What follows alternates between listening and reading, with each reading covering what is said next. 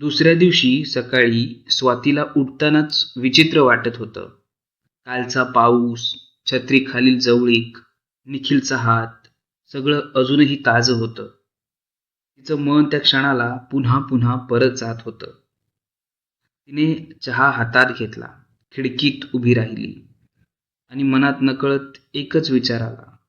आज निखिल भेटेल का? ती स्वतःच्याच हास्यावर हसली. हे तिच्यासाठी नवीन होतं.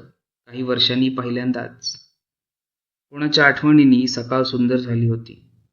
दुपारच्या वेळी तिला एक मेसेज येतो. स्वाती, तुम्ही मोकळे आहात का आज? मला तुम्हाला काहीतरी दाखवायचे आहे. स्वातीने पटकन टाईप केले. काय दाखवणार? पण लगेचच मेसेज अनसेंड झाला. ती खळखळून हसली. हा मुलगा फारच क्यूट आहे, असे मनात आले. संध्याकाळी दोघे भेटतात. हवेत हलकी थंडी, रस्त्यावर ओल आणि दोघांच्याही मनात न सांगता येणारी एक हलकी धडधड. निखिल म्हणतो, तुम्ही याल माझ्यासोबत? मला तुम्हाला एक रस्ता दाखवायचा आहे. स्वाती काहीच न बोलता त्याच्यासोबत चालू लागली. जिथे जिथे ती जायची, तिला रस्ते नेहमी धावपळीचे, गर्दीचे दिसायचे. पण आज निखिलने तिला एका शांत झाडांनी भरलेल्या गल्लीमध्ये आणलं. इथे मी रोज येतो. इथे मला सगळ्यात सेफ वाटतं. शांत, खूप शांत, तो हलक्या आवाजात म्हणाला. दोघे मंद प्रकाशात चालू लागले. वरून वाऱ्यात पान हलक्या सुरात पडत होती. रस्ता खरंच शांत होता, पण स्वातीच्या मनात मात्र हलकासा गोंधळ. निखिल तिच्याकडे पाहतो आणि थांबतो. स्वाती, मी तुला एक सांगू? त्याचा आवाज आज थोडा वेगळा होता, जास्त गंभीर. स्वाती त्याच्याकडे पाहते. सांग ना. तो एक दीर्घ श्वास घेतो. काल तुम्ही छत्रीखाली होतात ना, मला तुमचा हात सोडायला नको होतं. स्वातीचं हृदय क्षणभर थांबतं. ती हळू आवाजात विचारते, माझा हात का? निखिल तिच्याकडे पाहत म्हणतो, माहीत नाही, पण तुमच्या सोबत असताना मला खूप चांगलं वाटतं. खूप चांगलं. ती काही बोलत नाही, फक्त त्याच्याकडे तशीच बघत राहते. त्याच्या डोळ्यात काहीतरी खूप प्रामाणिक होतं. निर्दोष, स्वच्छ आणि मनाला भिडणारं होतं. तो एक पाऊल पुढे येतो. स्वातीचे श्वास मंद होतात. निखिल हात पुढे करून तिचा हात हलकासा पकडतो. स्वाती, मला तुमचा हात धरायला परवानगी आहे ना? स्वाती शांतपणे मान हलवते. तो तिचा हात दोन्ही हातांनी पकडतो. हलका, मऊ स्पर्श, जणू काहीतरी तुटलेलं हाताला जोडत आहे. ते दोघेही बराच वेळ तसेच उभे राहतात. ना शब्द, ना आवाज, फक्त दोघांच्या श्वासांचं एक रिदम बनतं. निखिल हलक्यात हसून म्हणतो, मला अजून एक गोष्ट सांगायची आहे. स्वाती विचारते, काय? तुम्ही मला पहिल्यांदा पाहिलं तेव्हा तुमच्या डोळ्यात खूप शांतता होती. ती अजूनही आहे. ती मला खूप आवडते. स्वातीच्या मनात काहीतरी वितळतं. खूप वर्षांनी कुणीतरी तिला असं बघत होतं. नजरेतून शब्द न सापडल्याने ती फक्त हसते. हसूही आज पहिल्यांदाच मनावरून. निखिल तिच्या अजून जवळ, थोडा अजून जवळ. त्यांचे चेहरे अगदी जवळ येतात. श्वास एकमेकांवर हलकेच स्पर्श करतात.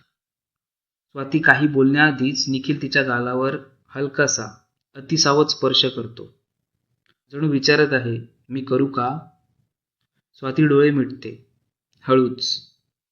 आणि त्या शांत रस्त्यावर, त्या मंद प्रकाशात निखिल तिच्या ओठांवर हलकं, खूप हलकं हरवून जातो. क्षणभर. पण तो क्षण तिच्या मनात कायम थांबून जातो. दोघे दूर सरतात. पण शांतता आज वेगळी होती. लाज, धडधड आणि मधुर ऊब याचं मिश्रण. स्वाती घरी पोहोचते. दार बंद करते. पाठीला टेकून उभी राहते. आणि हसू थांबवतच नाहीये. तिच्या मनात फक्त एकच नाव, निखिल. तिला स्वतःलाच आश्चर्य वाटतं. ती त्याच्या देहाचा सुगंध, त्याच्या आवाजातील मृदुता आणि हलक्या स्पर्शाची ऊब वारंवार आठवत राहते.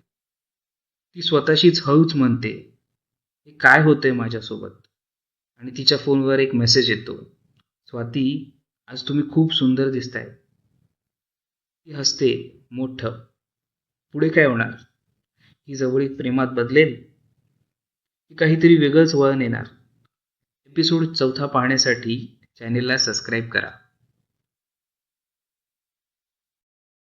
स्वाती दिवसभर घरात फिरत होती, पण तिचं मन मात्र उद्यानातल्या त्या क्षणाला अडकलेलं.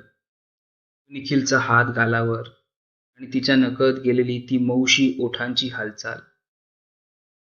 तिला तिच्या आयुष्याचा सगळ्या वर्षात असा थरार, अशी हलक्यातली धडधड मिळालीच नव्हती. योग्य आहे का? हा प्रश्न सतत डोक्यात. हे चुकीचं आहे असंही तिला प्रामाणिकपणे वाटत नव्हतं.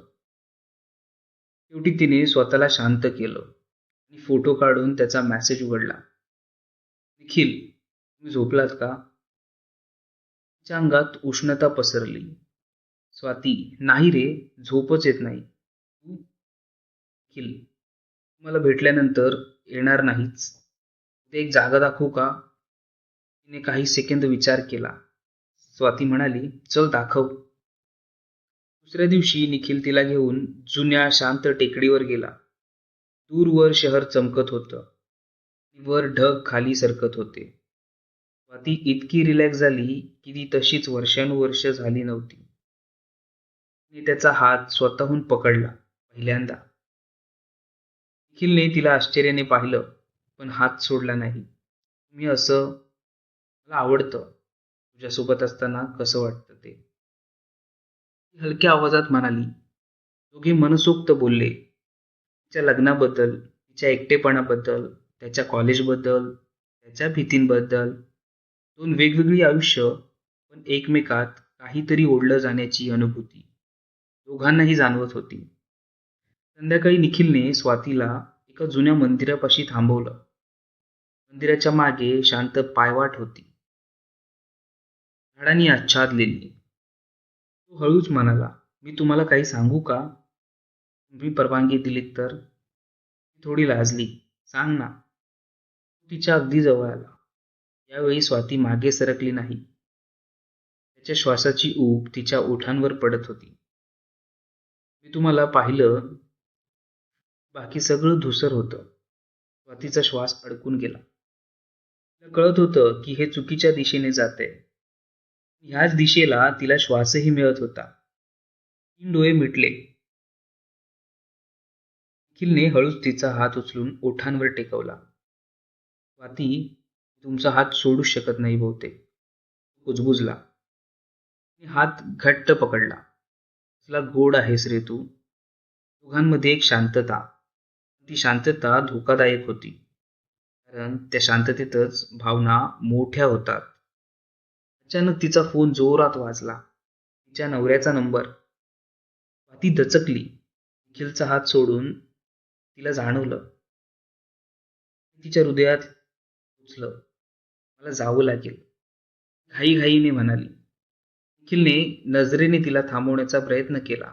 स्वाती, तुम्ही उद्या येणार? येणार ना? तिने काही न बोलता हळूच मान हलवली. घरी आल्यावर तिचं मन स्थिर बसत नव्हतं. सगळं अंग तापल्यासारखं. आतून एक आकर्षण जास्त. ती आरशात स्वतःकडे पाहते. मी काय करते ते थांबवायला हवं. पुढच्या क्षणी तिच्या ओठांवर स्मित चमकलं. का थांबू? इतकं सुंदर वाटतंय तर.